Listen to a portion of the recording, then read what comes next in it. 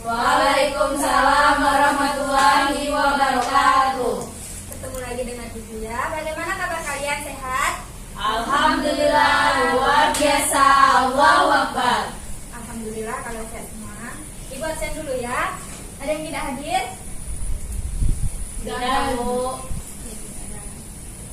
Baiklah, sebelum belajar sebaiknya kita berdoa supaya pelajaran hari ini menjadi berkah.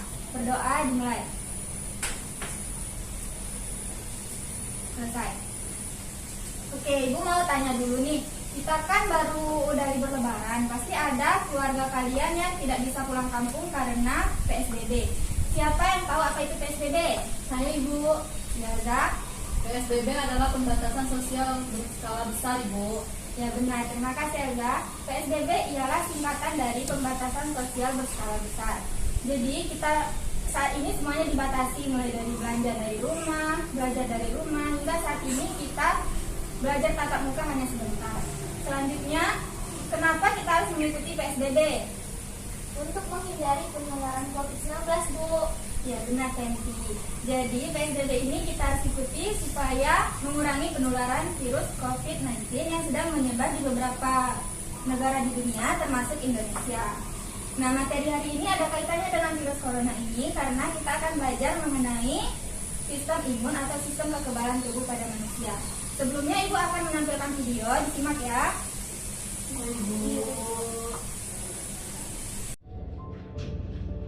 Perfect for an ambush.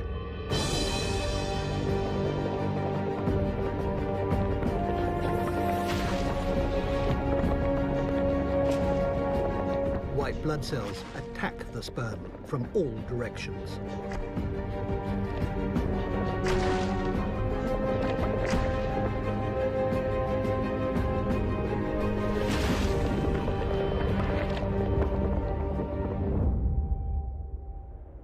By the time any survivors reached the safety of a fallopian tube, Baiklah, dari video tadi kita bisa melihat sistem imun yang sedang menyerang sel sperma karena menganggap sel sperma itu zat asing, sehingga dari ribuan sel sperma hanya satu yang bisa menembus sel telur.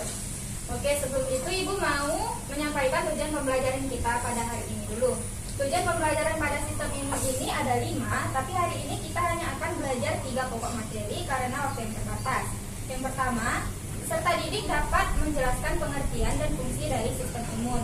Yang kedua, peserta didik dapat menjelaskan sistem imun spesifik dan non-spesifik dan komponennya. Dan yang ketiga, peserta didik dapat membedakan antigen dan antibodi serta mekanismenya pada pertahanan tubuh. Sebelumnya Ibu sudah mengirimkan PowerPoint yang sudah Ibu buat pada ketua kelas. Nanti ketua kelas share kepada teman yang lain ya. Ya, Bu. Oke, siapa yang tahu pengertian dari sistem imun? Saya, Bu. Ya, Indri. Sistem imun adalah sistem pertahanan tubuh yang berperan dalam menghancurkan benda asing yang masuk ke dalam tubuh, Bu. Ya, betul ya, Indri. Jadi sistem imun adalah sistem kekebalan atau pertahanan tubuh yang berperan dalam mengenali dan menghancurkan benda asing yang merugikan tubuh. Selain sebagai pertahanan, sistem imun ini juga berfungsi untuk menjaga keseimbangan homeostatis yang berfungsi untuk memenuhi kebutuhan tubuh. Selain itu juga mendeteksi jaringan atau sel yang rusak dan menyingkirkannya dari tubuh. Sistem imun ini dibedakan menjadi 2, yaitu sistem imunitas spesifik dan non-spesifik. Pertama kita akan membahas tentang sistem imunitas non-spesifik. Sistem imunitas non-spesifik ini ialah garis utama dalam menghadapi patogen yang masuk. Kenapa disebut non-spesifik, Bu? Yaitu karena sistem imun ini tidak bisa membedakan patogen yang masuk. Semua patogen yang masuk itu dianggap berbahaya untuk menyerang tubuh. Siapa yang tahu anggota dari sistem ini? Saya, Bu. Lihat ya. Kulit, Bu. Ya benar. Salah satu anggota dari sistem imunitas ini adalah kulit. Sel epidermis pada kulit itu rapat sehingga patogen yang masuk itu akan susah. Nah, jika patogen itu berhasil masuk, maka akan ada anggota lain yang akan melawan patogen tersebut. Di antaranya ada membran mukosa, sel fagosit, dan protein antimikroba. Nah, jika patogennya itu terlalu kuat, maka akan menghadapi berarti sistem imunitas spesifik. Kenapa disebut spesifik, Bu? Karena ia sudah bisa membedakan patogen yang masuk dengan sel tubuh. Nah, anggota dari sistem ini diantaranya ada sel limfosit B, makrofag, dan antibodi. Sampai sini ada yang ingin ditanyakan? Belum. Baiklah, kalau belum ada yang ingin ditanyakan, selanjutnya kita membahas mengenai antigen dan antibodi. Sistem imunitas ini dirangsang oleh zat antigen sehingga bisa menghasilkan antibodi. Siapa yang bisa beri contoh dari antigen? Saya Ibu. Ya, Elza? Bakteri Bu. Iya, benar ya, Elza. Jadi salah satu bentuk dari antigen ini bisa berbentuk bakteri, virus, atau bahan kimia. Ketika antigen masuk ke dalam tubuh, maka sistem imun akan mengeluarkan zat untuk menghancurkan antigen tersebut. Zat ini disebut dengan antibodi. Secara umum, antigen dibedakan menjadi dua, yaitu antigen asing dan autoantigen. Antigen asing itu berasal dari luar tubuh, seperti yang kita sebutkan tadi, ada virus, bakteri, atau bahan kimia. Sementara autoantigen itu berasal dari dalam tubuh, seperti DNA dan tiroglobulin. Sementara berdasarkan respon imun, antigen juga dibedakan menjadi dua, yaitu antigen lengkap dan antigen tidak lengkap. Antigen lengkap itu mampu merespon imun tanpa memerlukan molekul pembawa, misalnya protein dan polisakarida. Sementara antigen tidak lengkap itu membutuhkan molekul pembawa sehingga bisa menjadi antigen lengkap.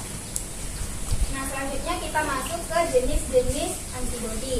Antibodi ini juga dikenal sebagai imunoglobulin. Nah, beberapa jenis antibodi diantaranya ada imunoglobulin A, itu sering ditemukan di dalam tubuh dan terlibat pada proses terjadinya reaksi alergi. Imunoglobulin E itu umum ditemukan di aliran darah dan menginfeksi adanya alergi akibat parasit. Imunoglobulin G itu banyak ditemukan di darah dan cairan tubuh, dan imunoglobulin M itu ditemukan pertama kali ketika terinfeksi bakteri atau virus. Nah, sampai sini apakah ada yang ditanyakan? Belum Ibu. Baiklah, belum ada pertanyaan. Kegiatan kita selanjutnya adalah mengerjakan LDPD. Ibu bagikan dulu ya.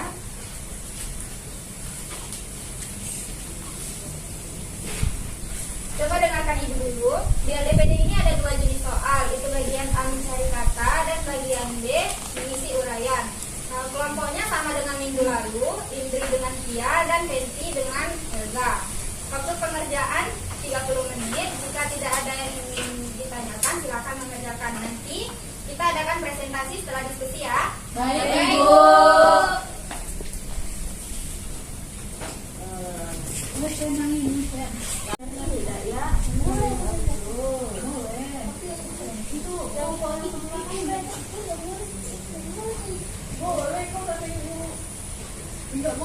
Iri, bilang bos.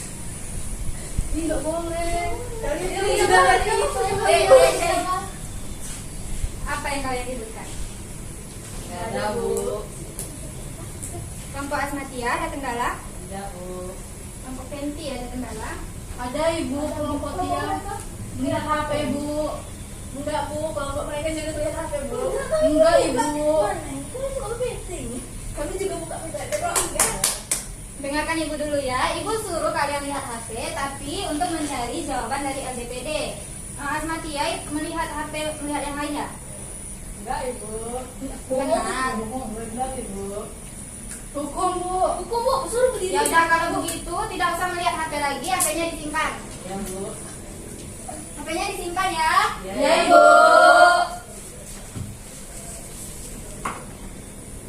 Oke, proses diskusi hanya berlangsung 10 menit lagi.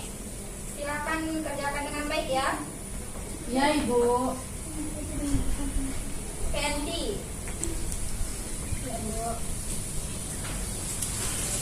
Baiklah, proses diskusi sudah berakhir. Siapa kelompok yang ingin maju? Saya Bu. Iya, Tia. Jawab Bu. Iya. Baik Ibu. Assalamualaikum warahmatullahi wabarakatuh. Sebelumnya perkenalkan, saya Tia, perwakilan dari kelompok 1 Ibu, akan menyampaikan hasil diskusi kami pada bagian B, pertanyaan nomor 5. Itu menyebutkan 5 macam antigen. Di antaranya adalah virus, protein, bakteri, jamur, dan racun. Ada Ibu. Ya, terima kasih Tia. Benar ya, beberapa macam antigen itu ada virus, protein, bakteri, racun, bahan kimia, dan sebagainya. Baiklah, karena seluruh kelompok sudah mempresentasikan hasil diskusinya, silahkan siapa yang mau menyimpulkan pembelajaran kita pada hari ini? Saya Bu. Ya, Kenti. Jadi kesimpulan dari pembelajaran kita hari ini yaitu sistem imun adalah sistem pertahanan tubuh untuk menghancurkan benda-benda asing yang masuk ke dalam tubuh. Nah, sistem imun ini berfungsi sebagai pertahanan, homeostasis, dan pengawasan. Lalu sistem imun ini terbagi menjadi 2 yaitu sistem imun spesifik dan non spesifik. Kemudian terdapat antigen dan antibodi, di mana ketika antigen masuk ke dalam tubuh maka zat antibodi akan terbentuk. Ya, terima kasih Kenti. Jadi hari ini kita mempelajari sistem imun, di mana sistem imun adalah sistem pertahanan tubuh. Nah, selain pertahanan, sistem imun juga berfungsi sebagai homeostatis dan pengawasan. Kemudian sistem imun terbagi menjadi 2 tadi, ada sistem imunitas spesifik dan non spesifik. Dan pada sistem imun ini ada antigen dan autoantigen dan antibodi. Baiklah, terima kasih kepada seluruh kelompok. Kita beri tepuk tangan dulu.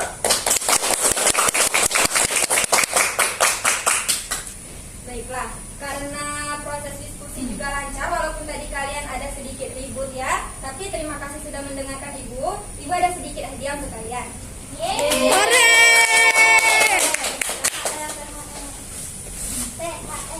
Tapi hanya satu salah. Terima kasih Bu. Terima kasih Bu. Terima kasih, Bu. Terima kasih Bu. Baiklah, pembelajaran hari ini sudah selesai. Untuk minggu depan, kita masih belajar mengenai sistem imun, tapi mengenai kekebalan pasif dan kekebalan aktif. Ibu harap kalian mempelajarinya terlebih dahulu dan juga pelajari materi hari ini, karena minggu depan Ibu akan mengadakan post-test. Baik, Bu. Baiklah, terima kasih. Wassalamualaikum warahmatullahi wabarakatuh. Waalaikumsalam.